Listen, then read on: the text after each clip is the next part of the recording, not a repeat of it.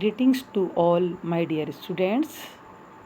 Myself, Dr. Linta Arora, Assistant Professor, Department of Botany, Government PG College, Bara, Rajasthan. Today, we are going to study about green algae, कारा. Students, मैं कारा के इससे पहले 2 video upload कर चुकी हूँ.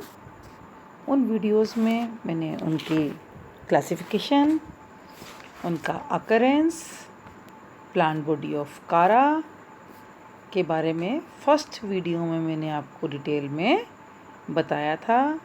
सेकंड वीडियो में मैंने आपको कारा का सेल स्ट्रक्चर के बारे में डिटेल में बताया.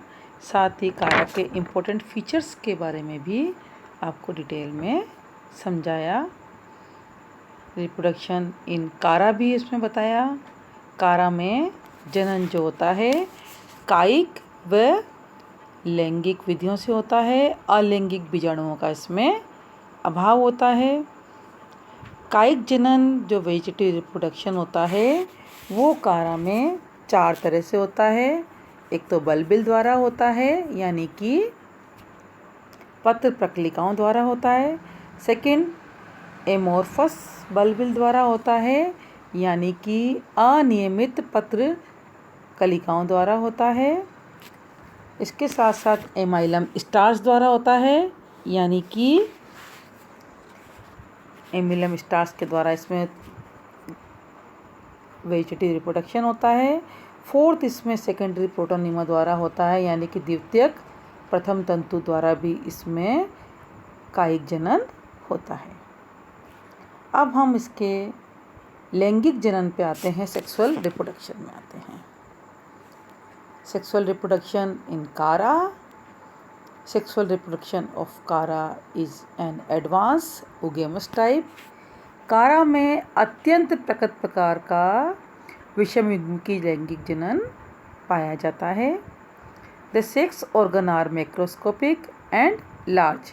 इसके जो लैंगिक अंग होते हैं एक तो ये बड़े होते साइज में, मैक्रोस्कोपिक होते हैं जो कि हमें नेकेड आइज से आसानी से देखे जा सकते हैं, और लार्ज होते हैं. The male sex organ is spherical and yellow to red in colour called globule. इसका जो नर जननांग होता है वो येलो से रेड कलर में होता है. उसे हम ग्लोब्यूल के नाम से पुकारते हैं और वो स्फेरिकल शेप में होता है. The female sex organ is more or less oval and green in colour called nucule or oogonium. Female sex organ को हम निक्यूल के नाम से पुकारते हैं और वो मोर और लेस ओवल शेप का होता है और हरे रंग का होता है. They develop on the nodes of the branches of limited growth intermingled with secondary laterals.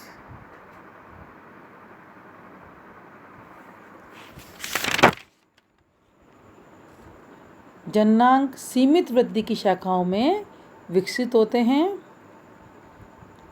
Nucleus is always situated singly above the globule. Nucleus हमेशा ग्लोब्यूल से ऊपर होता है. Most of the species are homothelic और monoecious. इसकी अधिकतर जातियाँ जो होती हैं समजालिक व उभयलिंगाश्रयी होती हैं.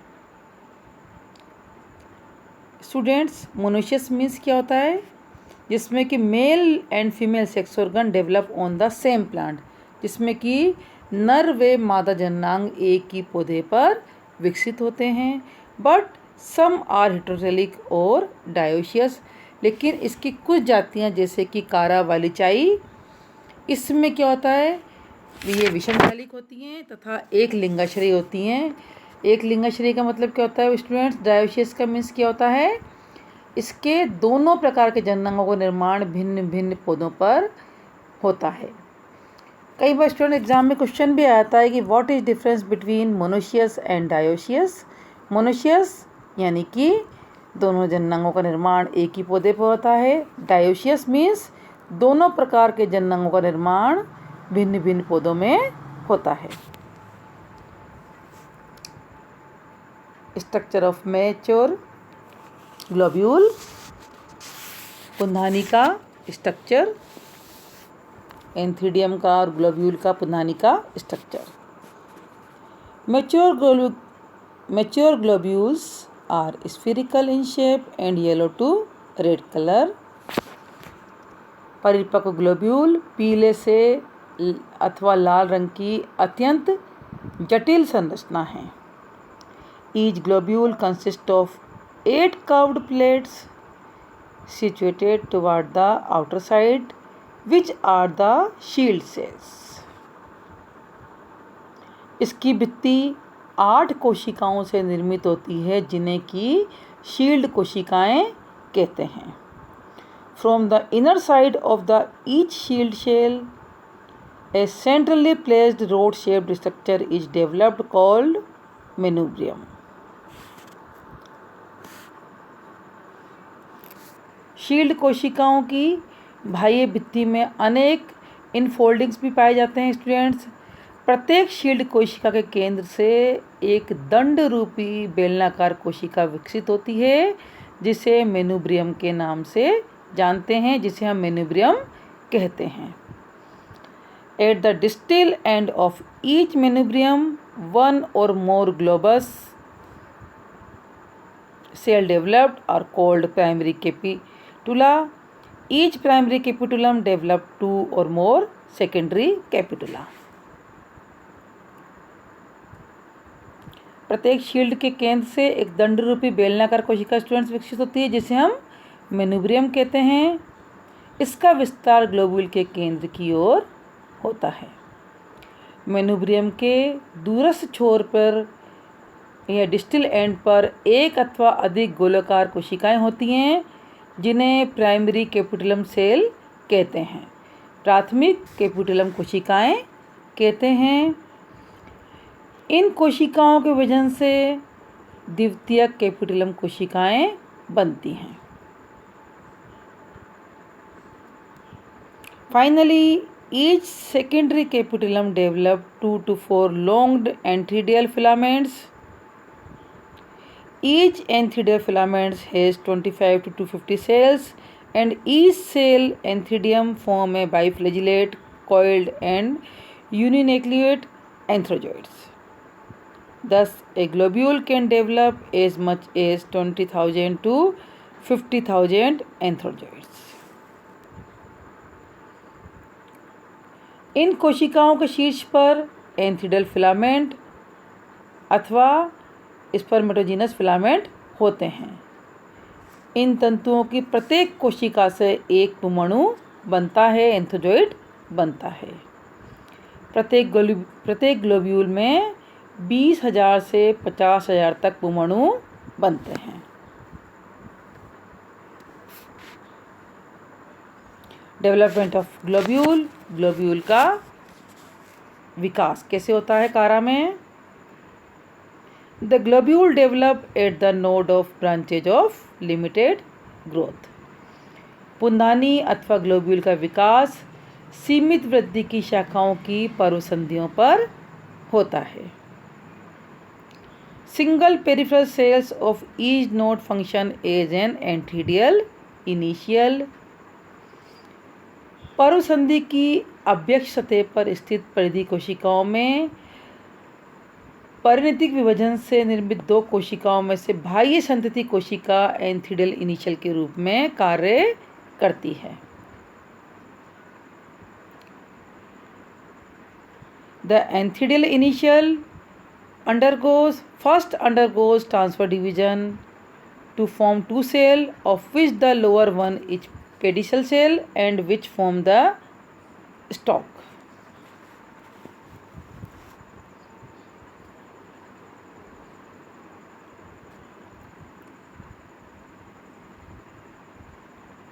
The upper one is the anthedial mother cell. The anthedial mother cell that undergoes 2 vertical division, right angle to each other, followed by 1 transfer division. Thus, an octant is formed. पुंधानी प्रारंभिक के अनुपस्थित विभाजन से एक आधारीय वृंत कोशिका पेडिसल सेल और एक अंतस्थ पुंधानी मात्र कोशिका एंथीडियल मदर सेल बनती है। पेडिसल सेल वृंत कोशिका जो होती है वो विभाजित नहीं होती है, जबकि पुंधानी मात्र कोशिका आमाप में वृद्धि करने के पश्चात 2 उदग्र विभाजनों द्वारा 4 कोशिकाएं बनाती है। ये कोशिकाएं चतुर्भुज रूप से विन्यासित होती हैं। फिर इन चारों कोशिकाओं में अनुपस्थ भित्ति द्वारा विभाजन होकर 8 कोशिकाएं बनती हैं और ये इसकी ऑक्टेंट स्टेज कहलाती है, अष्टांगक अवस्था कहलाती है। ये इसकी कारा की ऑक्टेंट स्टेज। स्टूडेंट्स एग्जाम में कई बार 1 नंबर क्वेश्चन आता है, व्हाट इज ऑक्टेंट स्टेज इन कारा। कारा में अष्टांग अवस्था किसे कहते हैं? तो ये कारा की अष्टांग अवस्था होती है students. Each cell of octant stage then undergoes periclinal division to form outer 8 and inner 8 cells. Either the outer or the inner cells then undergo another periclinal division, thus forming 3 layers of 8 cells each. अष्टांग की सभी कोशिकाओं में एक परिणतिक विभाजन होता है, periclinal division होता है, जिसके फलस्वरूप 8 कोशिकाओं की 2 परतों का निर्माण होता है। अब बाह्य अथवा अंत्य परत की 8 कोशिकाओं में पुनः परिणतिक विभाजन होते हैं। इस प्रकार 3 अरीय परतें बनती हैं, 3 रेडियल लेयर्स बनती हैं। The outer 8 cells form the 8 shield cells, the middle 8 cells form the manubrium, and the inner 8 cells form primary capitula.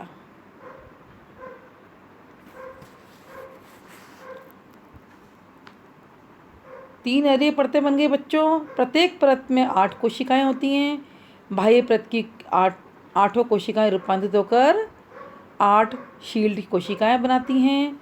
मध्य परत की 8 कोशिकाएं दीर्घित होकर पुंधानी के केंद्र की ओर अग्रसित होती हैं तथा ये रूपांतरित होकर 8 दंड रूपी मेनुब्रियल कोशिकाएं बनाती हैं।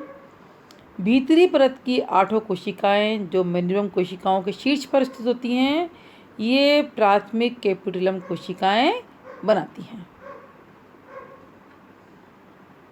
The primary capitula further divide and form 2 or more secondary कैपिटुला। प्रत्येक प्राथमिक कैपिटुलम कोशिकाएं विभाजित होकर 6 द्वितीय कैपिटुलम कोशिकाएं बनाती है। कभी कभी इन कोशिकाओं में पुनः विभाजन होने पर तृतीय कैपिटुलम कोशिकाएं भी बनती हैं।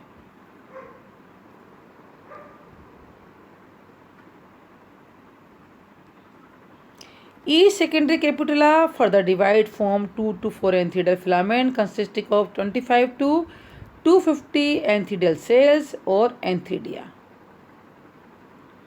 The protoplast of each enthedium metamorphosed into single biflagellate and coiled anthrozoids. अंतिम कैपिटुलम की प्रत्येक कोशिका के वजन से 2 से 4 लंबे पतले सूत्रवत शाकित व बहुकोशिकी तंतु बनते हैं, जिन्हें पुंधानी तंतु अथवा पुंमणुजन तंतु स्पर्मेटोजिनस फिलामेंट कहते हैं। इन तंतुओं की कोशिकाएं एक केंद्रकी होती हैं तथा प्रत्येक कोशिका कायांतरित होकर एक पुंमणु बनाती है।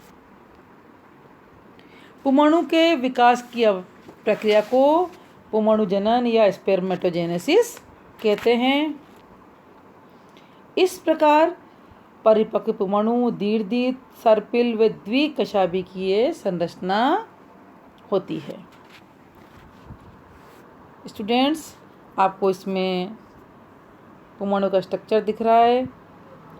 सबसे पहले आपको दिख रहा है यहाँ पर एंथीडियल इनिशियल। इसमें डिवीज़न हुआ, एंथ्रीलिनेशन में डिवीज़न हुआ, पेरिक्लिनल डिवीज़न हुआ और इसके बाद क्या बना इससे पेडिसल सेल और एंथ्रीडियल मदर सेल बनी। फिर ये आगे 4 कोशिकी संरचना दिख रही है स्टूडेंट्स आपको। 4 कोशिकी संरचना से ये आगे 8 कोशिकी संरचना बदल गई।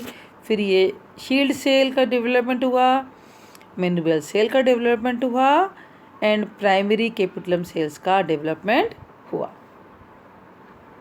इसके बाद इसमें आगे डेवलपमेंट होता गया और एंथ्रीडियल फिलामेंट बन गए, सेकेंडरी कैपिटुलम सेल्स बन गई और प्राइमरी कैपिटुलम सेल्स बन गई।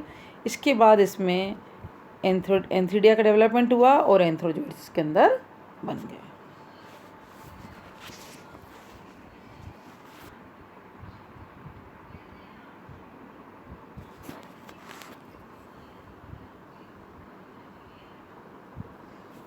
अब structure of mature निक्यूल or oogonium, अंडधानी अथवा निक्यूल का संरचना।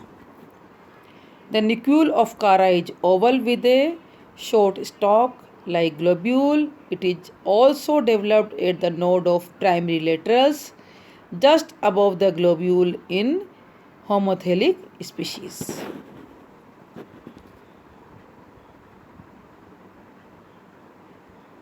It consists of centrally placed one central cell, one stalk और one large egg at the top.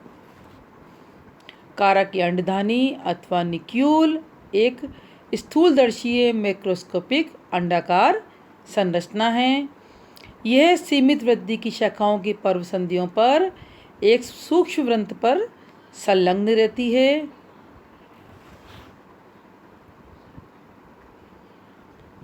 समजालिक अथवा उभयलिंगाश्री जातियों में ये पुंधानी के ठीक ऊपर स्थित होती है। कारा की परिपक्व अंडधानी में केवल एक बड़ा अंडाकार अथवा दीर्घवृत्तीय अंड होता है। The entire structure is covered from the base by 5 spirally twisted tube cells except at the apex where they form a crown made up of 5 corona cells. The jacket of nucleus shows similarity with the neck cells of Archegonium of bryophytes. कारा की परिपक्व अंडधानी में केवल एक बड़ा अंडाकार दीर्घवृत्तीय अंड होता है। ये 5 नलिकाकार कोशिकाओं से निर्मित आवरण से ढका होता है। ये आच्छादित कोशिकाएं अंड के चारों ओर क्लोक्वाइज में 2 अथवा अधिक बार कुंडलित होती हैं। इस प्रकार अंडधानी के शीर्ष पर 5 छोटी कोशिकाओं की टोपी का निर्माण होता है जिसे कोरोना कहते हैं। जिसे क्या बोलते हैं स्टूडेंट्स? कोरोना कहते हैं। The jacket of nucleus shows similarity with the neck cells of Archegonium of bryophytes. अंडधानी में आवरण की उपस्थिति इस शैवाल का एक प्रगत व लाक्षणिक गुण है। इसके आवरण की तुलना ब्रायोफाइट समूह की स्थिरधानी के जैकेट से की जा सकती है।